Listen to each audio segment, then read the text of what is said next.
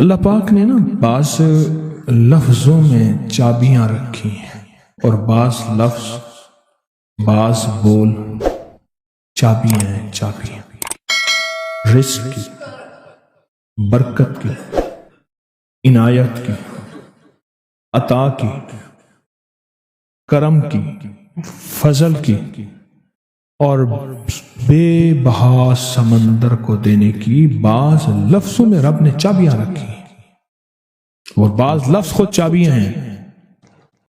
رزق کی چابیاں، صحت کی چابیاں، برکت کی چابیاں۔ یہ سورۃ مائدہ کی آیت نمبر 114، یہ عنایات اور عطاؤں کو عرشوں سے متوجہ کرنے کی چابی ہے۔ یہ صرف روٹی رزق کے لیے نہیں ہے، من پسند کھانے کے لیے نہیں ہے، یہ تو اس کا ایک چھوٹا سا فائدہ ہے، یہ تو اس کا ایک مختصر فائدہ ہے۔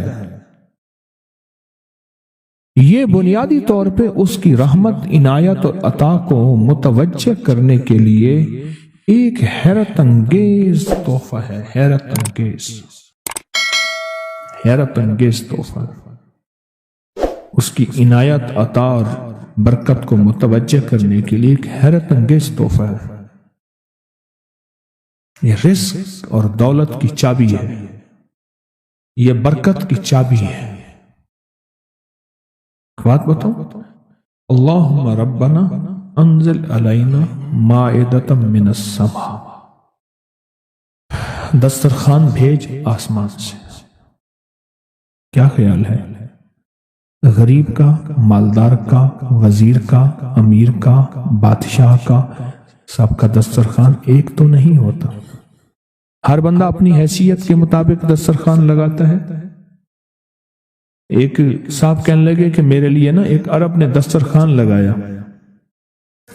ایک بیل پڑا ہوا تھا، بھنا ہوا، پورا بھنا ہوا بیل تھا، اس کا سر تھا، اس کے سر کو ذبح کیا تو خون بھی بہ رہا تھا دسترخوان پہ۔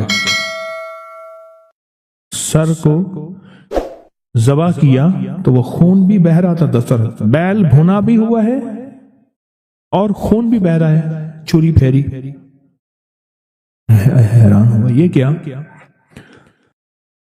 انہوں نے کہا وہ خون نہیں تھا، وہ جیلی تھی، وہ چاکلیٹ تھا، وہ اور کوئی نعمتیں تھیں۔ پھر اس بیل کو کھولا تو اس میں سے بکرے نکلے بھنے ہوئے، پھر بکروں کو کھولا تو اس میں مرغیاں نکلی ہوئی بھنی ہوئی، پھر مرغیوں کو کھولا تو اس میں انڈے نکلے اور میوے نکلے۔ بادشاہ کا دسترخوان ہے تو وہ اپنی حیثیت کے مطابق اس کا دسترخوان ہے، اپنی عظمت کے مطابق دسترخوان ہے۔ میرے اللہ کا دسترخوان، انزل علینا مائدۃ من السماء، پر مولا دسترخوان دے ایسا جیسے عید ہو جائے۔ اب اس آیت کی تنہائیوں، اس آیت کی گہرائیوں اور اس آیت کے اندر کی شہ تک پہنچے۔ اللہ دسترخوان دے، پر دے ایسے کہ جیسے عید کر دے۔ آپ اللہ سے مانگتے ہیں تو اللہ سے اللہ کے مطابق مانگے۔ میرے رب کی جتنی عظمت ہے، وقار ہے، شان و شوکت ہے، میرے رب کی جتنی طاقت قوت ہے، اس کے مطابق مانگے۔